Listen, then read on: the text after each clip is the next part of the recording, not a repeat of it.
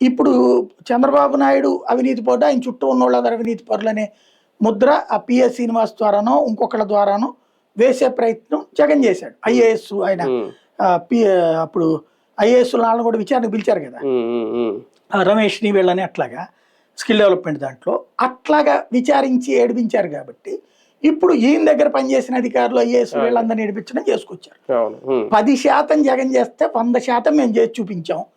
Next trip నువ్వు కనుక పొరపాటు అధికారానికి వస్తే మా జోలికి రాకొస్తే మళ్ళీ నీకు ఎట్లుంటది. జగన్ చుట్టూ ఉన్నోళ్ళు కూడా ఎందుకు సార్ వాళ్ళతో వాళ్ళు తినంటారు కానీ మనం తినట్లేదా వదిలేండి సార్ అని అన్న చెప్పాలి. అయితే ఇక్కడ 2 కోణాలు ఉంటుంది.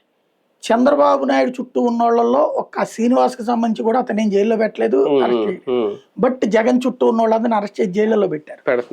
రేపు పొద్దున వీళ్ళు అధికారంలోకి రాకుండా ఉంటే ఓకే. ఇప్పటిదాకా వీళ్ళందరూ ఏంటంటే జగన్ని సీఎంగా, జగన్ ఒక నాయకుడిగా చూస్తారు, ప్రతిపక్ష నాయకుడిగా. వీళ్ళు ఉద్యోగాలుగా ఫీల్ అవుతారు. ఇప్పుడు వీళ్ళందరినీ అందులో పాత్రదారులుగా చేసేసారు జగన్ కోటరీలోకి, జగన్ అవినీతి అన్నటువంటి.